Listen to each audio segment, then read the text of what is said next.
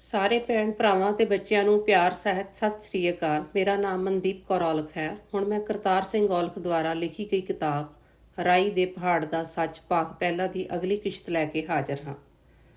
ਸਿੱਖ ਕੌਮ ਉਹ ਸਭ ਕੁਝ ਭੁੱਲ ਗਈ ਹੈ ਜੋ ਮਹਾਨ ਗੁਰੂਆਂ ਨੇ ਭਿਆਨਕ ਤੋਂ ਭਿਆਨਕ ਸ਼ਹਾਦਤਾਂ ਸਹਿਣ ਕਰਕੇ ਪਵਿੱਤਰ ਗੁਰੂ ਧਾਮਾਂ ਦੀ ਉਸਾਰੀ ਕਰਵਾਈ। ਉਸ ਕੌਮ ਨੇ ਆਪਣੀ ਬੇਹੂਦੀ ਮੱਤ ਨਾਲ ਇਹਨਾਂ ਗੁਰੂ ਧਾਮਾਂ ਨੂੰ ਆਪਣੀ ਜੱਦੀ ਮਾਲਕੀ ਸਮਝ ਕਰ ਦੁਕਾਨਦਾਰੀ ਬਣਾ ਲਈ ਹੈ। ਇਹ ਲੋਕ ਗੁਰਧਾਮਾਂ ਦੀ ਸੇਵਾ ਸੰਭਾਲ ਕਰਨ ਤੋਂ ਉੱਪਰ ਉੱਠ ਕੇ ਹੁਕਮ ਚਲਾਉਣ ਵਰਗੀਆਂ ਬੇਹੂਦੀਆਂ ਚਾਲਾਂ ਚਲਾ ਰਹੇ ਹਨ, ਜਿਸ ਕਰਕੇ ਸ਼ਰਧਾਲੂ ਵੀ ਡਰ ਮਹਿਸੂਸ ਕਰਨ ਲੱਗ ਪਏ ਹਨ। ਸ਼ਰਧਾਲੂ ਵੀ ਆਪਣੇ ਮਹਾਨ ਸਤਿਕਾਰਯੋਗ ਪਵਿੱਤਰ ਗੁਰੂਆਂ ਨੂੰ ਮਿਲ ਕਰ ਆਪਣੇ ਦੁੱਖਾਂ ਸੁੱਖਾਂ ਦਾ ਆਪਣੀ ਮਰਜ਼ੀ ਨਾਲ ਪ੍ਰਗਟਾਵਾ ਨਹੀਂ ਕਰ ਸਕਦੇ ਤੇ ਆਪਣੀਆਂ ਭਾਵਨਾਵਾਂ ਨੂੰ ਅੰਦਰੋਂ ਅੰਦਰ ਦਬਾ ਲੈਂਦੇ ਹਨ, ਕਿਉਂਕਿ ਪ੍ਰਬੰਧਕਾਂ ਵੱਲੋਂ ਉਹਨਾਂ ਨਾਲ ਵਤੀਰਾ ਹੀ ਬਹੁਤ ਮਾੜਾ ਕੀਤਾ ਜਾਂਦਾ ਹੈ। ਜੇਕਰ ਇਹਨਾਂ ਜਥੇਦਾਰਾਂ ਜਾਂ ਪ੍ਰਬੰਧਕਾਂ ਦੀ ਵਿਸਥਾਰ ਨਾਲ ਗੱਲ ਕਰੀਏ ਤਾਂ ਪੈਸਾ ਇੱਕ ਇੰਨੀ ਵੱਡੀ ਸ਼ਕਤੀ ਬਣ ਗਈ ਹੈ ਜਿਸ ਨਾਲ ਇਸ ਪੈਸੇ ਦੀ ਮਾਇਆ ਨੇ ਕਿਸੇ ਨੂੰ ਵੀ ਨਹੀਂ ਬਖਸ਼ਿਆ। ਦਿਨੋ ਦਿਨ ਮਨੁੱਖ ਦੀ ਪੈਸੇ ਦੀ ਭੁੱਖ ਵੱਧਦੀ ਜਾ ਰਹੀ ਹੈ। ਵੱਧਦੀ ਭੁੱਖ ਦੇ ਸਦਕੇ ਇਹ ਪੈਸੇ ਦੀ ਮਾਇਆ ਬਹੁਤ ਵੱਡੇ ਝਗੜੇ ਵੀ ਕਰਵਾ ਦਿੰਦੀ ਹੈ। ਜਥੇਦਾਰ ਤੇ ਪ੍ਰਬੰਧਕ ਵੀ ਇਸ ਪੈਸੇ ਦੀ ਮਾਇਆ ਦਾ ਸ਼ਿਕਾਰ ਹੋਏ ਹਨ, ਜਿਸ ਕਾਰਨ ਝਗੜਾ ਪੈਦਾ ਹੁੰਦਾ ਹੈ। ਫਿਰ ਜਥੇਦਾਰ ਇੱਕ ਦੂਜੇ ਉੱਪਰ ਪੈਸੇ ਦੀ ਮਾਇਆ ਦੀ ਹੇਰਾਫੇਰੀ ਤੇ ਧੋਖਾਧੜੀ ਦੇ ਇਲਜ਼ਾਮ ਲਗਾਉਂਦੇ ਹਨ। ਲਾਉਣ ਵੀ ਕਿਉਂ ਨਾ, ਕਿਉਂਕਿ ਕੋਈ ਵੀ ਪਿੱਛੇ ਨਹੀਂ ਰਹਿਣਾ ਚਾਹੁੰਦਾ। ਫਿਰ ਆਪ ਹੀ ਇੱਕ ਦੂਜੇ ਉੱਪਰ ਇਲਜ਼ਾਮ ਲਗਾ ਕੇ ਪੰਥ ਵਿੱਚੋਂ ਛੇਕਣ ਦਾ ਕੰਮ ਸ਼ੁਰੂ ਹੋ ਜਾਂਦਾ ਹੈ। ਇੱਕ ਨੂੰ ਪੰਥ ਵਿੱਚੋਂ ਛੇਕ ਕੇ ਦੂਜਾ ਆਪ ਉਸ ਪਦਵੀ ਉੱਪਰ ਬਿਰਾਜਮਾਨ ਹੋ ਜਾਂਦਾ ਹੈ ਤੇ ਫਿਰ ਉਹੀ ਚਾਲਾਂ ਆਪ ਖੇਡਣ ਲੱਗ ਪੈਂਦਾ ਹੈ। ਇਸ ਤਰ੍ਹਾਂ ਸਿਲਸਿਲਾ ਚੱਲਦਾ ਆ ਰਿਹਾ ਹੈ, ਰੁਕਣ ਦਾ ਨਾਮ ਨਹੀਂ ਲੈ ਰਿਹਾ। ਛੇਕੇ ਹੋਏ ਜਥੇਦਾਰ ਜਾਂ ਪ੍ਰਬੰਧਕਾਂ ਨੇ ਪੈਸਾ ਤਾਂ ਬਹੁਤ ਇਕੱਠਾ ਕੀਤਾ ਹੁੰਦਾ ਹੈ। ਸਾਬਕਾ ਜਥੇਦਾਰ ਦੀ ਮੁਹਰ ਵੀ ਲੱਗੀ ਹੁੰਦੀ ਹੈ। ਉਸ ਦੀ ਬਦੌਲਤ ਇਹ ਜਥੇਦਾਰ ਬਾਹਰਲੇ ਦੇਸ਼ਾਂ ਵਿੱਚ ਆ ਕਰ ਵਸ ਜਾਂਦੇ ਹਨ, ਪਰ ਬੁੱਧੀ ਵਿੱਚ ਉਹੀ ਹਰਾਮ ਜਾਂ ਚੜਾਵੇ ਦਾ ਪੈਸਾ ਇਕੱਠਾ ਕਰਨ ਦੀ ਚਾਹਤ ਹੁੰਦੀ ਹੈ। ਬਾਹਰਲੇ ਦੇਸ਼ਾਂ ਵਿੱਚ ਫਿਰ ਆਪਣੇ ਪੁਰਾਣੇ ਸਾਬਕਾ ਜਥੇਦਾਰ ਦੀ ਲੱਗੀ ਹੋਈ ਮੋਹਰ ਨੂੰ ਦਿਖਾ ਕਰ ਨਵੀਂ ਚਾਲ ਖੇਡਦੇ ਹਨ, ਪਰ ਲੋਕ ਨਹੀਂ ਜਾਣਦੇ ਕਿ ਇਹੋ ਜਿਹੇ ਹੇਰਾਫੇਰੀ ਅਤੇ ਠੱਗੀ ਠੋਰੀ ਕਾਰਨ ਪੰਥ ਵਿੱਚੋਂ ਛੇਕੇ ਹੋਏ ਹਨ ਹੁਣ ਨਵੀਂ ਚਾਲ ਵਿੱਚ ਕਾਮਯਾਬ ਹੋ ਜਾਂਦੇ ਹਨ, ਕਿਉਂਕਿ ਬਾਹਰੀ ਦਿੱਖ ਤੋਂ ਪੂਰੇ ਗੁਰਸਿੱਖ ਹੁੰਦੇ ਹਨ ਤੇ ਲੋਕ ਵੀ ਬਾਹਰਲੇ ਪਹਿਰਾਵੇ ਨੂੰ ਦੇਖ ਕੇ ਪ੍ਰਭਾਵਿਤ ਹੁੰਦੇ ਹਨ। ਇਸ ਕਰਕੇ ਭੋਲੇ ਭਾਲੇ ਲੋਕਾਂ ਕੋਲੋਂ ਪੈਸੇ ਇਕੱਠੇ ਕਰਨ ਵਾਸਤੇ ਦਰ ਤੇ ਜਾ ਕਰ ਇਕੱਠਾ ਕਰਦੇ ਹਨ। ਨਾਲੇ ਲੋਕਾਂ ਨੂੰ ਦੱਸਦੇ ਹਨ ਕਿ ਅਸੀਂ ਤੁਹਾਡੇ ਵਾਸਤੇ ਨਵਾਂ ਗੁਰਦੁਆਰਾ ਸਾਹਿਬ ਬਣਾਉਣ ਲੱਗੇ ਹਾਂ, ਤੁਹਾਨੂੰ ਦੂਰ ਜਾਣਾ ਪੈਂਦਾ ਹੈ। ਤੁਹਾਡੀਆਂ ਮੁਸ਼ਕਲਾਂ ਨੂੰ ਘਟਾਉਣ ਵਾਸਤੇ ਗੁਰਦੁਆਰਾ ਬਣਾਉਣ ਲੱਗੇ ਹਾਂ। ਭੋਲੇ ਭਾਲੇ ਲੋਕਾਂ ਤੋਂ ਪੈਸਾ ਇਕੱਠਾ ਕਰਕੇ ਬਹੁਤ ਵੱਡੇ ਗੁਰਦੁਆਰਾ ਸਾਹਿਬ ਉਸਾਰੇ ਜਾਂਦੇ ਹਨ। ਜਿੰਨਾ ਚਿਰ ਗੁਰਦੁਆਰਾ ਸਾਹਿਬ ਪੂਰੀ ਤਰ੍ਹਾਂ ਬਣ ਕੇ ਤਿਆਰ ਨਹੀਂ ਹੋ ਜਾਂਦਾ, ਉਨੀ ਦੇਰ ਤੱਕ ਲੋਕਾਂ ਦੀਆਂ ਸਿਫਤਾਂ ਕਰਦੇ ਨਹੀਂ ਥੱਕਦੇ ਕਿ ਲੋਕ ਬਹੁਤ ਅੱਛੇ ਹਨ ਤੇ ਸਾਰਿਆਂ ਨੇ ਗੁਰਦੁਆਰਾ ਸਾਹਿਬ ਦੀ ਬਿਲਡਿੰਗ ਬਣਾਉਣ ਵਿੱਚ ਬਹੁਤ ਸਹਾਇਤਾ ਕੀਤੀ ਹੈ ਤੇ ਲੋਕ ਵੀ ਆਪਣੇ ਗੁਰੂਆਂ ਦਾ ਬਹੁਤ ਸਤਿਕਾਰ ਕਰਦੇ ਹਨ। ਕਰਨ ਵੀ ਕਿਉਂ ਨਾ, ਲੋਕਾਂ ਦਾ ਆਪਣਿਆਂ ਸਤਿਕਾਰਯੋਗ ਗੁਰੂਆਂ ਉੱਪਰ ਭਰੋਸਾ ਬਣਿਆ ਹੋਇਆ ਹੈ। ਗੁਰੂਆਂ ਦੇ ਆਸ਼ੀਰਵਾਦ ਸਦਕਾ ਅੱਛੇ ਲੋਕਾਂ ਦੇ ਆਪਣੇ ਵੱਡੇ ਕਾਰੋਬਾਰ ਚੱਲ ਰਹੇ ਹਨ ਅਤੇ ਉਹਨਾਂ ਉੱਤੇ ਗੁਰੂਆਂ ਦੀ ਕਿਰਪਾ ਹੋ ਰਹੀ ਹੈ। ਦੂਜੇ ਪਾਸੇ ਜਦੋਂ ਗੁਰਦੁਆਰਾ ਸਾਹਿਬ ਦੀ ਇਮਾਰਤ ਅੰਦਰੋਂ ਬਾਹਰੋਂ ਬਣ ਕੇ ਤਿਆਰ ਹੋ ਜਾਂਦੀ ਹੈ ਤਾਂ ਫਿਰ ਇਹਨਾਂ ਜਥੇਦਾਰਾਂ ਦੀਆਂ ਅੱਖਾਂ ਉੱਪਰ ਚਰਬੀ ਚੜ੍ਹ ਜਾਂਦੀ ਹੈ ਤੇ ਆਪਣੇ ਆਪ ਨੂੰ ਗੁਰਦੁਆਰਾ ਸਾਹਿਬ ਦੇ ਮਾਲਕ ਸਮਝਣ ਲੱਗ ਪੈਂਦੇ ਹਨ।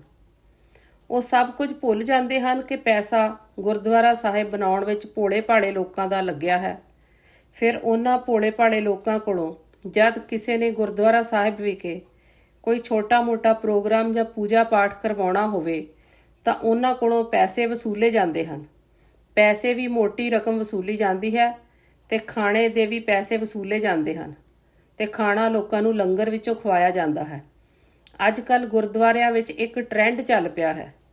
ਬਾਹਰਲੇ ਮੁਲਕਾਂ ਵਿੱਚ ਗੁਰਦੁਆਰਾ ਸਾਹਿਬ ਦੇ ਨਾਮ ਤੇ ਬਹੁਤ ਵੱਡਾ ਕਾਰੋਬਾਰ ਚਲਾਇਆ ਜਾ ਰਿਹਾ ਹੈ।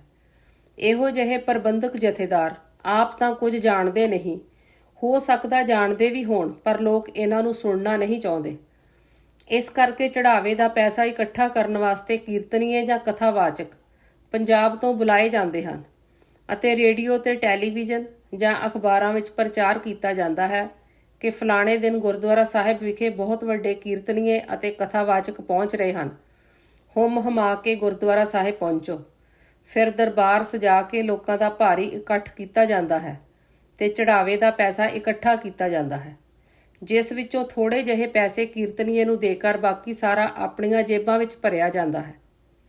ਇਹੋ ਜਿਹੇ ਲੋਕਾਂ ਜਿਨ੍ਹਾਂ ਨੇ ਪੂਰਨ ਸਿੱਖੀ ਧਾਰਨ ਕੀਤੀ ਹੋਵੇ, ਸੇਵਾ ਭਾਵਨਾ ਤੋਂ ਉੱਪਰ ਉੱਠ ਕੇ ਬਾਹਰਲੇ ਦੇਸ਼ਾਂ ਵਿੱਚ ਉਂਗਲਾਂ ਨੂੰ ਆਪਣਾ ਥੁੱਕ ਲਗਾ ਕੇ ਡਾਲਰ ਗਿਣ ਰਹੇ ਹਨ। ਬਾਹਰਲੇ ਪਹਿਰਾਵੇ ਵੱਲੋਂ ਗਿਆਨੀ ਧਿਆਨੀ ਤੇ ਸਿੱਖੀ ਧਾਰਨ ਕੀਤੀ ਹੋਈ ਹੈ, ਪਰ ਖੂਨ ਵਿੱਚ ਸਿੱਖੀ ਨਾਮ ਦੀ ਕੋਈ ਚੀਜ਼ ਨਹੀਂ ਹੈ। ਗੁਰਸਿੱਖ ਬਣਨਾ, ਗੁਰਸਿੱਖੀ ਧਾਰਨ ਕਰਨੀ ਬਹੁਤ ਮੁਸ਼ਕਿਲ ਕੰਮ ਹੈ। ਇਹਨਾਂ ਲੋਕਾਂ ਨੇ ਸਿਰਫ ਝੂਠੀ ਸਿੱਖੀ ਧਾਰਨ ਕੀਤੀ ਹੋਈ ਹੈ। ਗੁਰਸਿੱਖ ਦੀ ਪਰਿਭਾਸ਼ਾ ਇਹ ਹੁੰਦੀ ਹੈ ਕਿ ਸਿੱਖ ਅੰਦਰੋਂ ਬਾਹਰੋਂ ਇੱਕੋ ਜਿਹਾ ਹੁੰਦਾ ਹੈ, ਪਰ ਸਿਰਫ ਝੂਠੀ ਸਿੱਖੀ ਧਾਰਨ ਕਰਨ ਵਾਲਾ ਮਨੁੱਖ ਬਾਹਰੋਂ ਤਾਂ ਸਿੱਖ ਲੱਗਦਾ ਹੈ, ਪਰ ਅੰਦਰੋਂ ਕ੍ਰੋਧ ਅਤੇ ਹੰਕਾਰ ਨਾਲ ਭਰਿਆ ਹੁੰਦਾ ਹੈ। ਇਹਨਾਂ ਨਾਲ ਗੱਲਬਾਤ ਕਰਕੇ ਦੇਖੋ ਤਾਂ ਇਹ ਸਭ ਬਾਹਰ ਨਿਕਲਣਾ ਚਾਲੂ ਹੋ ਜਾਂਦਾ ਹੈ। ਇਹੋ ਜਿਹੀ ਬਿਰਤੀ ਦੇ ਮਾਲਕ ਹੁੰਦੇ ਹਨ ਇਹੋ ਜਿਹੇ ਜਥਾਦਾਰ, ਤੇ ਆਮ ਲੋਕਾਂ ਨੂੰ ਇਹ ਇਨਸਾਨ ਨਹੀਂ ਸਮਝਦੇ, ਕਿਉਂਕਿ ਇਹ ਸਮਝਦੇ ਹਨ ਕਿ ਸਾਰੀ ਦੁਨੀਆ ਦਾ ਗਿਆਨ ਇਹਨਾਂ ਕੋਲ ਇਕੱਠਾ ਕੀਤਾ ਹੋਇਆ ਹੈ। ਇਹੋ ਜਿਹੀ ਸਮਝ ਤੇ ਗਿਆਨ ਦੇ ਸਦਕੇ ਇਹ ਉਹਨਾਂ ਮਹਾਨ ਗੁਰੂਆਂ ਜਿਨ੍ਹਾਂ ਨੂੰ ਇਸ ਸ੍ਰਿਸ਼ਟੀ ਦਾ ਰੱਬੀ ਗਿਆਨ ਪ੍ਰਾਪਤ ਹੁੰਦਾ ਹੈ, ਇਹੋ ਜਿਹੇ ਉਹਨਾਂ ਗੁਰੂਆਂ ਦੀ ਲਿਖੀ ਹੋਈ ਰੱਬੀ ਬਾਣੀ ਜਾਂ ਪਵਿੱਤਰ ਧਾਰਮਿਕ ਗ੍ਰੰਥਾਂ ਉੱਤੇ ਕਿੰਤੂ ਪ੍ਰੰਤੂ ਕਰਨ ਲੱਗ ਪੈਂਦੇ ਹਨ। ਜਿਨ੍ਹਾਂ ਦੇ ਪਵਿੱਤਰ ਨਾਮ ਵਰਤ ਕੇ ਵੱਡੇ ਵੱਡੇ ਗੁਰਦੁਆਰੇ ਉਸਾਰ ਕੇ ਅਤੇ ਉਹਨਾਂ ਦੀ ਲਿਖੀ ਹੋਈ ਰੱਬੀ ਬਾਣੀ ਦਾ ਗਿਆਨ ਪ੍ਰਾਪਤ ਕਰਕੇ ਆਪਣੇ ਆਪ ਤੇ ਲਾਗੂ ਨਹੀਂ ਕਰਦੇ, ਤੇ ਸਗੋਂ ਗੁਰਬਾਣੀ ਦਾ ਕੀਰਤਨ ਕਰਕੇ ਤੇ ਉਲਟੀਆਂ ਪੁਲਟੀਆਂ ਕਥਾਵਾਂ ਕਰਕੇ ਬਾਣੀ ਵਿੱਚੋਂ ਗਲਤੀਆਂ ਕੱਢ ਕੇ ਲੋਕਾਂ ਨੂੰ ਗਲਤ ਪ੍ਰਚਾਰ ਕਰੀ ਜਾ ਰਹੇ ਹਨ। ਰੱਬੀ ਬਾਣੀ ਉੱਪਰ ਕਿੰਤੂ ਪ੍ਰੰਤੂ ਕਰ ਰਹੇ ਹਨ। ਲੋਕਾਂ ਦੇ ਮਨਾਂ ਵਿੱਚ ਬਾਣੀ ਤੇ ਧਾਰਮਿਕ ਗ੍ਰੰਥਾਂ ਪ੍ਰਤੀ ਗਲਤ ਸ਼ੰਕਾ ਪੈਦਾ ਕਰ ਰਹੇ ਹਨ। ਜਿਸ ਤਰ੍ਹਾਂ ਕਿਸੇ ਸਮੇਂ ਇੱਕ ਬਹੁਤ ਪੁਰਾਣਾ ਜਥੇਦਾਰ ਜੋ ਮਹਾਨ ਤੇ ਪਵਿੱਤਰ ਅਸਥਾਨ ਅਕਾਲ ਤਖਤ ਸਾਹਿਬ ਦਾ ਕਿਸੇ ਸਮੇਂ ਜਥੇਦਾਰ ਦੇ ਅਹੁਦੇ ਉੱਪਰ ਬਿਰਾਜਮਾਨ ਸੀ, ਜਥੇਦਾਰੀ ਦੇ ਟਾਈਮ ਇਸ ਜਥੇਦਾਰ ਨੂੰ ਕਿਸੇ ਗਲਤ ਕੰਮ ਜਾਂ ਵੱਡੀ ਹੇਰਾਫੇਰੀ ਦੇ ਕਰਕੇ ਉਸ ਨੂੰ ਜਥੇਦਾਰੀ ਦੇ ਅਹੁਦੇ ਤੋਂ ਉਤਾਰ ਕੇ ਪੰਥ ਵਿੱਚੋਂ ਛੇਕਿਆ ਗਿਆ ਸੀ। ਉਸ ਤੋਂ ਬਾਅਦ ਉਹ ਬਾਹਰਲੇ ਮੁਲਕ ਵਿੱਚ ਜਾ ਵਸਿਆ। ਉੱਥੇ ਵੀ ਉਹ ਭੋਲੇ ਭਾਲੇ ਲੋਕਾਂ ਨੂੰ ਮੂਰਖ ਬਣਾ ਕੇ ਆਪਣੀਆਂ ਜਥੇਦਾਰੀ ਸਮੇਂ ਕੀਤੀਆਂ ਗਲਤੀਆਂ ਨੂੰ ਭੁਲਾ ਕੇ ਪੈਸੇ ਇਕੱਠੇ ਕਰਕੇ ਗੁਰਦੁਆਰਾ ਬਣਾ ਕੇ ਮਾਲਕ ਬਣ ਬੈਠਾ ਹੈ ਤੇ ਆਪਣੀ ਦੁਕਾਨਦਾਰੀ ਬੜੀ ਖੂਬਸੂਰਤੀ ਨਾਲ ਚਲਾ ਰਿਹਾ ਹੈ। ਬੇਈਮਾਨੀਆਂ ਕਰ ਕਰਕੇ ਸੋਚ ਇੰਨੀ ਉੱਚੀ ਹੋ ਗਈ ਹੈ ਕਿਉਂਕਿ ਭੋਲੇ ਭਾਲੇ ਲੋਕਾਂ ਨੂੰ ਜਥੇਦਾਰ ਦੀ ਅਸਲੀਅਤ ਦਾ ਪਤਾ ਨਹੀਂ ਹੈ। ਸਾਬਕਾ ਜਥੇਦਾਰ ਹੋਣ ਕਰਕੇ ਤੇ ਬਾਹਰਲੇ ਦੇਸ਼ ਵਿੱਚ ਆਲੀਸ਼ਾਨ ਗੁਰਦੁਆਰਾ ਸਾਹਿਬ ਲੋਕਾਂ ਕੋਲੋਂ ਪੈਸਾ ਇਕੱਠਾ ਕਰਕੇ ਆਪ ਮਾਲਕ ਬਣ ਗਿਆ ਹੈ ਤੇ ਉਮਰ ਵੀ ਸੁੱਖ ਨਾਲ ਸਿਆਣੀ ਹੋ ਗਈ ਹੈ ਤੇ ਗਿਆਨ ਵੀ ਕਾਫੀ ਇਕੱਠਾ ਕਰ ਲਿਆ ਹੈ। ਇਸ ਕਰਕੇ ਟੈਲੀਵਿਜ਼ਨ ਵਾਲਿਆਂ ਨੇ ਸੋਚਿਆ ਕਿ ਇਹੋ ਜਿਹੇ ਮਹਾਨ ਗਿਆਨੀ ਦੀ ਇੰਟਰਵਿਊ ਕੀਤੀ ਜਾਏ। ਟੈਲੀਵਿਜ਼ਨ ਵਾਲੇ ਇੰਟਰਵਿਊ ਵਾਸਤੇ ਆ ਗਏ ਅਤੇ ਇਹ ਇੰਟਰਵਿਊ ਦੀ ਪੂਰੀ ਵੀਡੀਓ ਤੁਸੀਂ ਨੈੱਟ ਉੱਤੇ ਅਜੇ ਵੀ ਵੇਖ ਜਾਂ ਸੁਣ ਸਕਦੇ ਹੋ। ਇਸ ਗੱਲਬਾਤ ਵਿੱਚ ਗਿਆਨੀ ਜੀ ਵੱਲੋਂ ਬੜੀ ਖੂਬਸੂਰਤੀ ਨਾਲ ਧੰਨ ਧੰਨ ਸ਼੍ਰੀ ਗੁਰੂ ਗੋਬਿੰਦ ਸਿੰਘ ਜੀ ਵੱਲੋਂ ਲਿਖੀ ਬਾਣੀ ਉੱਪਰ ਕਿੰਤੂ ਪ੍ਰੰਤੂ ਕਰ ਰਹੇ ਹਨ। ਰੱਬੀ ਬਾਣੀ ਜਿਸ ਵਿੱਚ ਗੁਰੂ ਜੀ ਨੇ ਵਾਹਿਗੁਰੂ ਸ੍ਰਿਸ਼ਟੀ ਦੇ ਮਾਲਕ ਦੇ ਚਰਨਾਂ ਵਿੱਚ ਅਰਦਾਸ ਬੇਨਤੀ ਤੇ ਉਸ ਮਹਾਨ ਸ਼ਕਤੀ ਦੀ ਉਸਤਤ ਕਰਕੇ ਚੌਪਈ ਸਾਹਿਬ ਦੇ ਸਰਲੇਖ ਹੇਠ ਬਾਣੀ ਦਾ ਉਚਾਰਨ ਕਰਕੇ ਕਲਮਬੰਦ ਕੀਤੀ ਹੈ। ਗੁਰੂ ਜੀ ਨੇ ਆਪਣੀ ਪਵਿੱਤਰ ਸੋਚ ਨਾਲ ਇਸ ਬਾਣੀ ਨੂੰ ਰਹਿਰਾ ਸਾਹਿਬ ਵਿੱਚ ਅੰਕਿਤ ਕੀਤਾ ਹੈ। ਉਹਨਾਂ ਨੇ ਇਸ ਬਾਣੀ ਦਾ ਉਚਾਰਨ ਆਪਣੇ ਵਾਸਤੇ ਨਹੀਂ ਕੀਤਾ, ਉਹ ਤਾਂ ਆਪ ਵੀ ਪਰਮ ਪਿਤਾ ਪਰਮਾਤਮਾ ਦਾ ਰੂਪ ਸਨ। ਇਸ ਬਾਣੀ ਦਾ ਉਚਾਰਨ ਉਹਨਾਂ ਸਿਰਫ ਇਸ ਮਨੁੱਖ ਜਗਤ ਦੇ ਭਲੇ ਵਾਸਤੇ ਕੀਤਾ ਹੈ ਅਤੇ ਨਾਲੇ ਮਨੁੱਖਾਂ ਨੂੰ ਅਰਦਾਸ ਕਰਨ ਦਾ ਤਰੀਕਾ ਦੱਸਿਆ ਹੈ। ਜਿਸ ਬਾਣੀ ਨੂੰ ਪੜ੍ਹ ਕੇ ਗਾਇਨ ਕਰਕੇ ਮਨੁੱਖ ਦਾ ਸਰੀਰ ਪਵਿੱਤਰ ਅਤੇ ਮਨ ਤਨ ਸੀਤਲ ਹੋ ਜਾਂਦਾ ਹੈ। ਮਨੁੱਖ ਦਾ ਮਨ ਕਰਦਾ ਹੈ ਕਿ ਇਸ ਪਵਿੱਤਰ ਰੱਬੀ ਬਾਣੀ ਨੂੰ ਬਾਰ-ਬਾਰ ਪੜ੍ਹਿਆ ਜਾਵੇ ਅਤੇ ਆਨੰਦਮਈ ਸਕੂਨ ਹਾਸਲ ਕੀਤਾ ਜਾਏ। ਪਰ ਇਹੋ ਜਿਹੇ ਜਥੇਦਾਰ ਜਾਂ ਗਿਆਨੀ ਧਿਆਨੀ ਐਸੀ ਬਾਣੀ ਉੱਪਰ ਕਿੰਤੂ ਪ੍ਰੰਤੂ ਕਰ ਰਹੇ ਹਨ, ਲੋਕਾਂ ਵਿੱਚ ਗਲਤ ਪ੍ਰਚਾਰ ਕਰ ਰਹੇ ਹਨ। ਟੀਵੀ ਇੰਟਰਵਿਊ ਦੌਰਾਨ ਬੜੇ ਮਾਣ ਨਾਲ ਕਹਿ ਰਹੇ ਹਨ ਕਿ ਮੈਂ ਇਸ ਬਾਣੀ ਨੂੰ ਬਾਣੀ ਨਹੀਂ ਮੰਨਦਾ ਅਤੇ ਬਾਕੀ ਲੋਕਾਂ ਨੂੰ ਵੀ ਇਸ ਤੋਂ ਦੂਰ ਰਹਿਣ ਜਾਂ ਗੁਰੇਜ਼ ਕਰਨ ਲਈ ਕਹਿ ਰਿਹਾ ਹੈ। ਇਹ ਹੈ ਇੱਕ ਸਿੱਖ ਤੇ ਸਾਬਕਾ ਜਥੇਦਾਰ ਦਾ ਹਾਲ, ਜਿਸ ਦੇ ਕੋਲ ਆਪਣਾ ਤਾਂ ਕੁਝ ਵੀ ਨਹੀਂ ਹੈ, ਪਰ ਦੂਸਰੇ ਦਾ ਖਾ ਕੇ ਵੀ ਹਰਾਮ ਕਰ ਰਿਹਾ ਹੈ, ਜੋ ਗੁਰੂ ਸਾਹਿਬ ਦੇ ਨਾਮ ਉੱਪਰ ਗੁਰਦੁਆਰਾ ਬਣਾ ਕੇ ਅਤੇ ਉਹਨਾਂ ਮਹਾਨ ਗੁਰੂਆਂ ਦੀ ਬਾਣੀ ਦਾ ਕੀਰਤਨ ਕਰਕੇ ਆਪਣੇ ਪਰਿਵਾਰ ਦੇ ਲਈ ਅਤੇ ਆਪਣੇ ਐਸ਼ੋ ਆਰਾਮ ਦੀਆਂ ਸਾਰੀਆਂ ਸਹੂਲਤਾਂ ਪ੍ਰਾਪਤ ਕਰਕੇ ਵੀ ਉਸ ਪਵਿੱਤਰ ਬਾਣੀ ਦਾ ਗਲਤ ਪ੍ਰਚਾਰ ਕਰ ਰਿਹਾ ਹੈ। ਇਹੋ ਜਿਹੇ ਸਿੱਖ ਪ੍ਰਬੰਧਕਾਂ ਦੀ ਘਟੀਆ ਸੋਚ ਦੇ ਸਦਕੇ ਸਿੱਖੀ ਦਾ ਗ੍ਰਾਫ ਦਿਨੋ ਦਿਨ ਥੱਲੇ ਜਾ ਰਿਹਾ ਹੈ। ਸਿੱਖ ਪਰਿਵਾਰਾਂ ਦੇ ਬੱਚੇ ਸਿੱਖੀ ਤੋਂ ਦੂਰ ਭੱਜ ਰਹੇ ਹਨ। ਇਸ ਦਾ ਵੱਡਾ ਕਾਰਨ ਵੱਡੇ ਵੱਡੇ ਅਹੁਦਿਆਂ ਉੱਪਰ ਬਿਰਾਜਮਾਨ ਸਿੱਖ ਜਥੇਬੰਦੀਆਂ ਤੇ ਸਿੱਖੀ ਦੇ ਪ੍ਰਚਾਰਕਾਂ ਦੀ ਘਟੀਆ ਸੋਚ ਦੇ ਸਦਕੇ ਹੋ ਰਿਹਾ ਹੈ, ਜਿਨ੍ਹਾਂ ਦਾ ਟੀਚਾ ਸਿਰਫ ਧਨ ਪੈਸਾ ਇਕੱਠਾ ਕਰਨਾ ਹੈ ਅਤੇ ਨਾ ਹੀ ਧਰਮ ਦਾ ਸਤਿਕਾਰ ਹੈ ਤੇ ਨਾ ਹੀ ਕੋਈ ਭਵਿੱਖ ਦੀ ਚਿੰਤਾ ਹੈ। ਤੁਸੀਂ ਦੇਖੋ ਕਿ ਕਾਫੀ ਲੰਮੇ ਸਮੇਂ ਤੋਂ ਭਾਵ 3-4 ਸਦੀਆਂ ਤੋਂ ਸਿਰਫ 2-3 ਬ੍ਰਹਮ ਗਿਆਨੀਆਂ ਨੂੰ ਛੱਡ ਕੇ ਹੋਰ ਕੋਈ ਵੀ ਬ੍ਰਹਮ ਗਿਆਨੀ ਨਹੀਂ ਬਣ ਸਕਿਆ। ਬ੍ਰਹਮ ਗਿਆਨੀ ਬਣੇਗਾ ਵੀ ਕਿਸ ਤਰ੍ਹਾਂ, ਕਿਉਂਕਿ ਇਸ ਅਵਸਥਾ ਤੱਕ ਪਹੁੰਚਣ ਵਾਸਤੇ ਬਹੁਤ ਸਾਰੀਆਂ ਦੁਨਿਆਵੀ ਮਾਇਆ ਨੂੰ ਤਿਆਗਣਾ ਪੈਂਦਾ ਹੈ। ਇਹਨਾਂ ਲੋਕਾਂ ਨੇ ਤਾਂ ਆਪਣੇ ਆਪ ਨੂੰ ਬਦਲਿਆ ਹੈ ਤੇ ਨਾ ਹੀ ਬਦਲਣ ਦੀ ਕੋਸ਼ਿਸ਼ ਕੀਤੀ ਹੈ। 40-50 ਸਾਲ ਤੋਂ ਰੱਬੀ ਬਾਣੀ ਪੜ੍ਹ ਕੇ ਉਸ ਦਾ ਹਰ ਰੋਜ਼ ਗਾਇਨ ਕਰ ਕਰਕੇ ਫਿਰ ਵੀ ਇੱਕ ਕੋਰੇ ਕਾਗਜ਼ ਦੀ ਤਰ੍ਹਾਂ ਦਿਖਾਈ ਦਿੰਦੇ ਹਨ।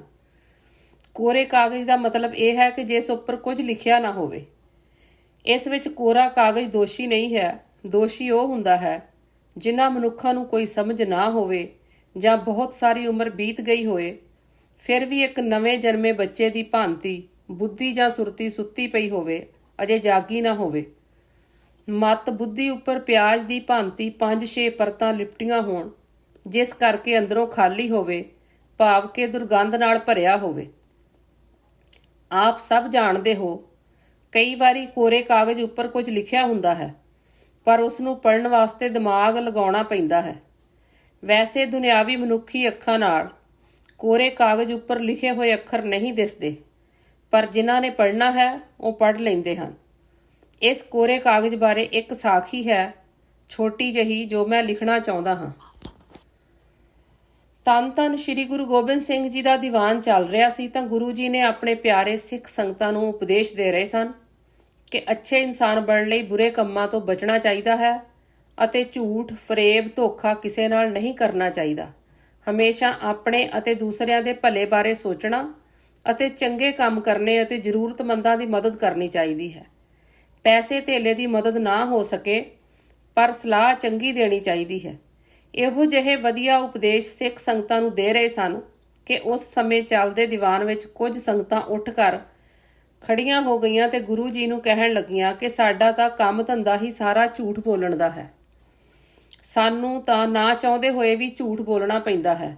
ਤਾਂ ਗੁਰੂ ਜੀ ਨੇ ਉਸ ਖੜੀ ਹੋਈ ਸੰਗਤ ਨੂੰ ਇਹ ਕਹਿ ਕਰ ਸਮਝਾਇਆ ਕਿ ਚਲੋ ਤੁਸੀਂ ਝੂਠ ਬੋਲਣਾ ਨਾ ਛੱਡਣਾ ਤੇ ਝੂਠ ਬੋਲ ਕਰ ਹੀ ਆਪਣਾ ਕੰਮ ਧੰਦਾ ਕਰਦੇ ਰਹੋ, ਪਰ ਇੱਕ ਗੱਲ ਮੇਰੀ ਜ਼ਰੂਰ ਮੰਨ ਲਵੋ। ਤਾਂ ਖੜੀ ਹੋਈ ਸੰਗਤ ਕਹਿੰਦੀ ਕਿ ਠੀਕ ਹੈ, ਜੋ ਤੁਸੀਂ ਉਪਦੇਸ਼ ਦਿਓਗੇ ਅਸੀਂ ਤੁਹਾਡਾ ਉਪਦੇਸ਼ ਮੰਨ ਲੈਂਦੇ ਹਾਂ।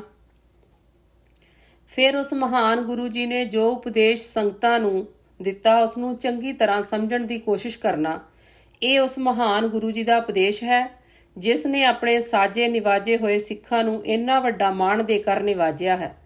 ਭਾਵੇਂ ਗੁਰਸਿੱਖ ਦੀ ਜੇਬ ਵਿੱਚ 1 ਰੁਪਈਆ ਵੀ ਨਾ ਹੋਵੇ, ਪਰ ਖਿਤਾਬ ਗੁਰੂ ਜੀ ਨੇ ਉਸ ਸਿੱਖ ਨੂੰ ਸਰਦਾਰ ਦੇ ਨਾਮ ਨਾਲ ਮਾਣ ਦੇ ਕਰ ਨਿਵਾਜਿਆ ਹੈ। ਇਹ ਇੱਕ ਮਹਾਨ ਗੁਰੂ ਜੀ ਦੀ ਮਹਾਨ ਅਤੇ ਪਵਿੱਤਰ ਮਹਾਨਤਾ ਹੈ ਤੇ ਉਹਨਾਂ ਦੇ ਉਪਦੇਸ਼ਾਂ ਦਾ ਜ਼ਿਕਰ ਕਰਨਾ ਵੀ ਉਸ ਤੋਂ ਵੱਡੀ ਮਹਾਨਤਾ ਹੈ। ਅਗਲੀ ਕਿਸ਼ਤ ਦਾ ਇੰਤਜ਼ਾਰ ਕਰਨਾ ਜੀ। ਸਾਰਿਆਂ ਨੂੰ ਸਤਿ ਸ੍ਰੀ ਅਕਾਲ।